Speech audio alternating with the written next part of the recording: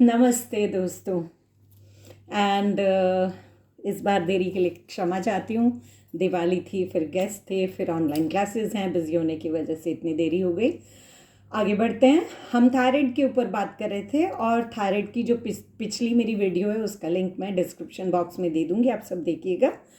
और अब इस बात को हम आगे बढ़ाते हैं। सो थायराइड जब भी हमें थायराइड डिजीज़ है तो दो प्रैक्टिसेस बहुत ही बेनिफिशियल होती हैं। एक होता है हलासना और दूसरा होता है सर्वांगासना।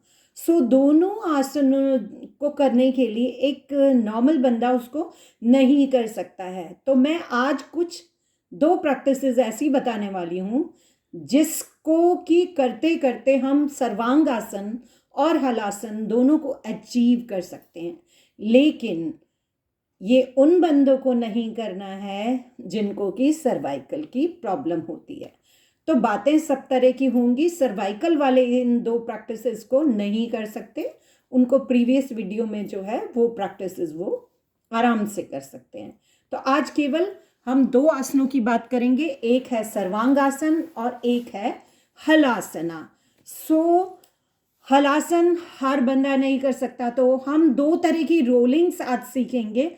उन रोलिंग्स को करते करते हम सर्वांगासन को भी अचीव कर सकते हैं और हलासन को भी अचीव कर सकते हैं। तो पहला जो रोल मैं बता रही हूँ that is for the halasana. सो आप 10-10 बार 15-15 बार इस रोल की प्रैक्टिस अगर रोज करेंगे तो करते करते आप हलासन करना की और बढ़ जाएंगे, हलासन अच्छे से कर पाएंगे। तो उस प्रैक्टिस में आपको इस तरह से अपने आप को दोनों नीज को आगे रखते हुए आपको पीछे की तरफ अपने आप को पुश करना है और उस पुश के साथ आपको अपने पैरों को जितना पीछे ले जा सकते हैं।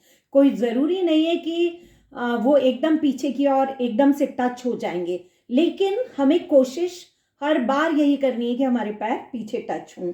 तो ये इस तरह से हमने अपने को टाइटली अंदर की तरफ खींचते हुए पकड़ा और पैर उठाए और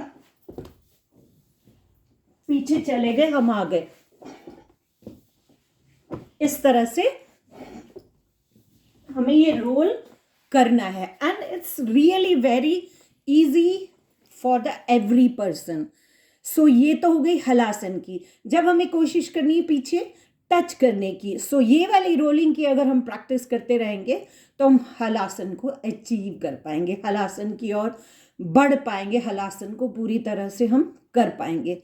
अब दूसरा रोल जो मैं बताने वाली हूँ वो है सर्वांगासन की ओर बढ़ने के लिए। और ये दोनों ही आसन, सर्वांगासन और हलासन, हलासन के इस रोल की भी अगर आप प्रैक्टिस करते हैं और सर्वांगासन के इस रोल की जो मैं अब बताने वाली हूँ उसकी भी अगर आप प्रैक्टिस करते हैं तो आपका थायराइड क्योर हो जाएगा और क्योर होने की और बढ़ जाएगा। तो इसलिए जितना भी आपसे पुश होता है, पूरे पैर पीछे टच नहीं होते हैं कोई बात नहीं, लेकिन इन रोल्स को 15 बार 10 बार 20 बार जितना आप कर सकते हैं उन रोल्स को आप रेगुलर बेसिस पे करेंगे तो आप अपने हलासन के पास पहुंच जाएंगे। उसी तरह ये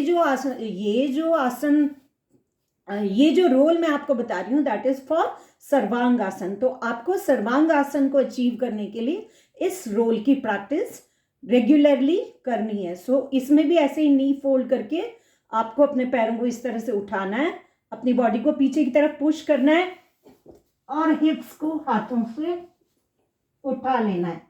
फिर नी फोल्ड, फिर आगे आ गए, फिर पीछे गए, फिर बॉडी को अप किया, फिर आ गए। इसी तरह से ये जो रोल अभी मैं बता रही हूं इसको भी आपको कम से कम 15 से 20 बार 10 बार जितना भी आपके पास टाइम है आप प्रैक्टिस करेंगे। जब आप ये प्रैक्टिस करेंगे तो आपकी थायराइड ग्लैंड अगेन स्टिमुलेट होगी।